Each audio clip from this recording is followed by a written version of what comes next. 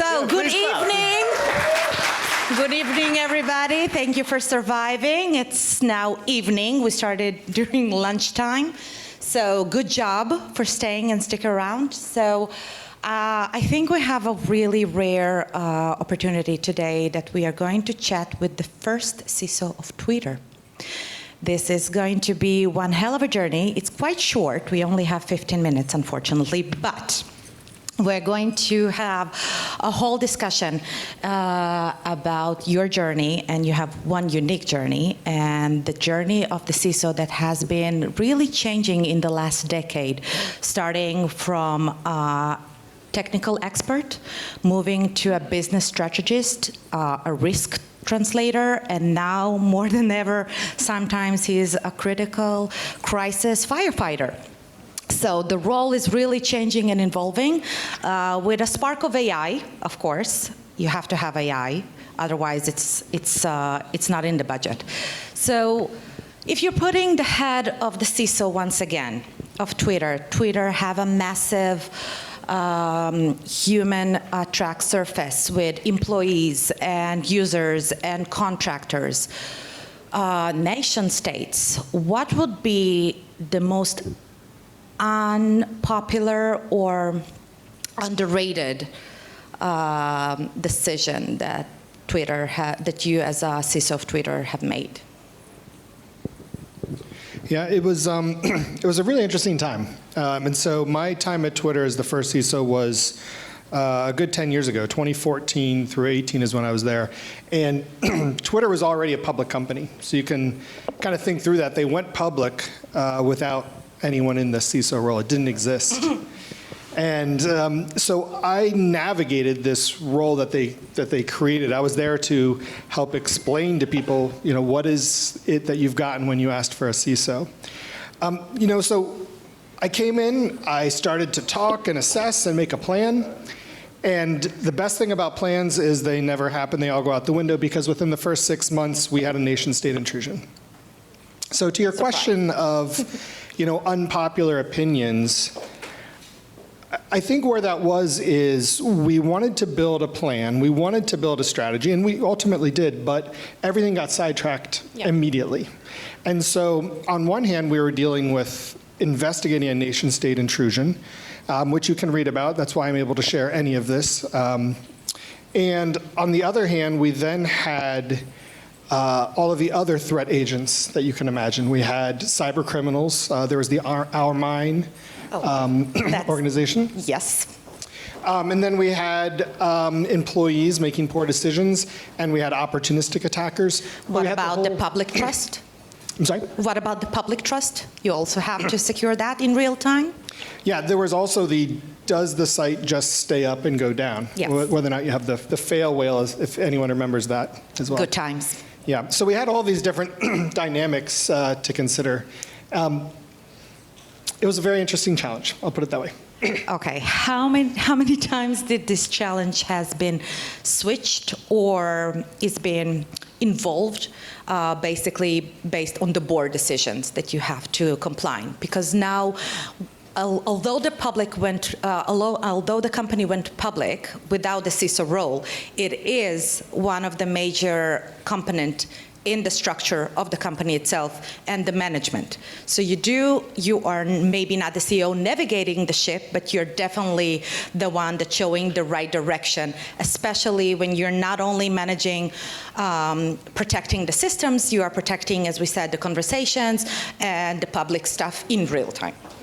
Yeah, I think interacting with the board is a really interesting point of the CISO role. And I'm curious, actually, how many of you CISOs regularly talk to the board? Okay. So I'm going to hope everyone else is not a CISO. I do also as well. I do that. Everybody else is not a CISO or on the road to become a CISO. So the thing about it is, and we have these private groups of support channels of hundreds of CISOs, there is no standard way of talking to the board. There's no take this framework, do this, do that. The way I looked at that strategy was I wanted to not dumb it down, that's the wrong thinking, but I wanted to orient the conversation at a level they understood and then got the outcomes that I was hoping for. Now, one of those outcomes was alignment on the level of risk we choose to take. Yeah. And I think that's an important thing about how I view a good CISO, which is you are not the sole defender of all vulnerabilities. Because if you were, you would then get to make every risk trade-off decision in the entire company, and that'd be a horrible company. You'd go bankrupt immediately. So instead, I wanted to put forth to the board, this is the level of risk we are currently taking. And the way I called out some of the more risky situations was to not so much gamify, but put it in a real-world scenario. And so I asked the board, how would you feel if this prominent Twitter account suddenly was hacked and spewing this kind of nonsense? And you can imagine I picked a world leader at the time to really drive that point home. And of course, they said, oh, no, that can never happen. That is unacceptable. I'm like, well, let me paint for you a scenario in which that could very well happen. And after hearing this scenario, they're like, okay, you need to fix that.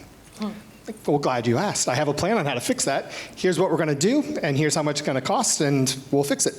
And that's how we got things approved. But we aligned then on what risks we were going to take and what risks were unacceptable and we were going to fix with a price tag. Were there any topics that you were actually unable to state your mind as a CISO and saying, no, this is definitely a cutting decision from the business side. This is a still thriving company, and security might cost us and might not. And this is where you will go and sit the bench for this decision. Was there something like that happening? I think that's an interesting question. Ultimately, we had the responsibility to flip every rock, uncover each dark cranny. And I looked at it as my responsibility was to prepare the business for what could happen and us have a plan or choose to do nothing.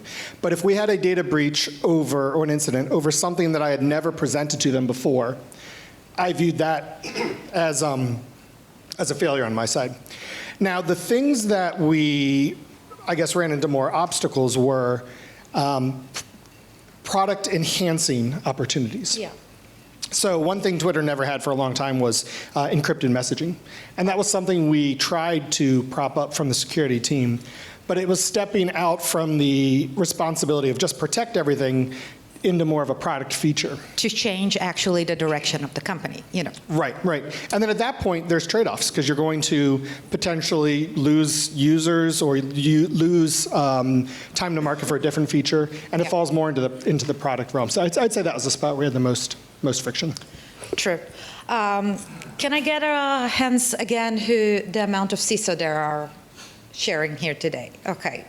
A good amount. It's still a good amount. So if we're going back to the first 90 days, I want to give the CISO that are participating here at the session like 2 real life, based on experience, practicality that the CISO could take back home and immediately implement in their business. Yeah, definitely.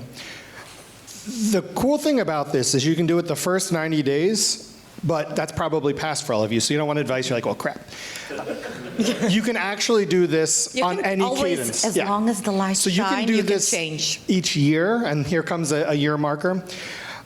But one of the most valuable things I did was schedule time with each leader of each business unit across the entire business and sat there and talked to them. And I asked first, what is it you do? Just establishing empathy and trust for their role. Figure out what matters most to them. Because once you know what people's incentives are, that matters a lot. Ask them, how has it been working with security? What are some of the things you've observed? Are there any ways we could do it better? Ask them, what are the things that concern you the most that could go wrong? You may get all sorts of failure modes that you've never thought of, and those things fall into things you should be protecting about. And then share with them the things that are the most important on your roadmap. And I think as you do this, you can build camaraderie and a team aspect. And communication. Yep. And expectations, which is the ground for every collaboration, a healthy network collaboration between the individuals at the company. Yep. And the other piece you can do with this is take back all that information, build your plan for the year, update your plan for the year, and then go back to them and say, here's what we're thinking. Here's the things above the cut line, below the cut line. What do you think? And so you've built support for your plan. And the other thing that I think is very important about this is you've built support for what you're not going to do. Because when someone starts to say, oh, we should go do this again, that again, like we've agreed, we're spending this amount of money and we're doing these things. We can always do more, just cost more money. Just give me a larger budget every year and money solves everything. So that was one. You asked for two. The other one I'll give very quickly. The second one is, instead of trying to force people to do something that they're not trying to do, just bring transparency. Okay. I had trouble getting one particular organization. My team came to them like, this team, they won't update their workstations, they're pushing back, yada, yada. And instead of having too many battles with that team, we just built a scorecard and we ranked it.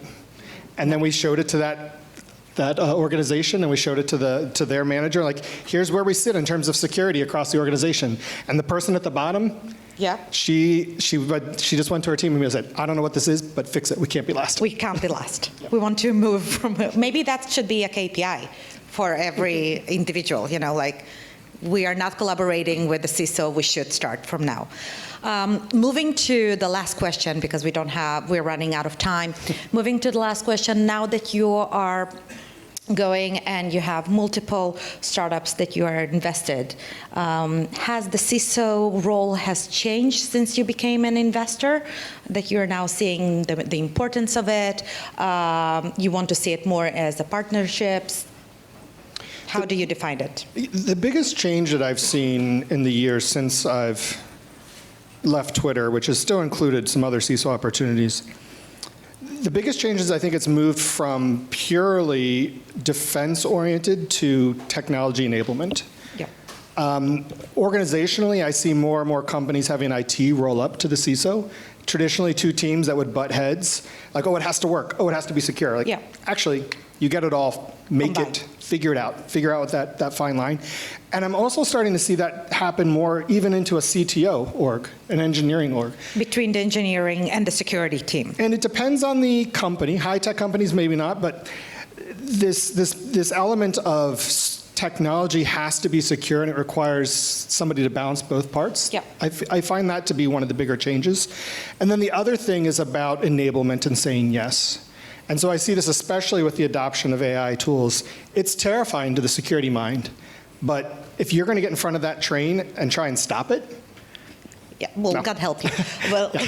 So it's really about being creative and saying, I see what you're trying to accomplish, business. Here's some labs. We have a virtual setup. We figured out the way to do it securely. Here's an alternative or a secured version. Find a way to enable them to do it. Perfect. Sounds good. Sounds like a plan. Thank you so much. Yep. Thank you.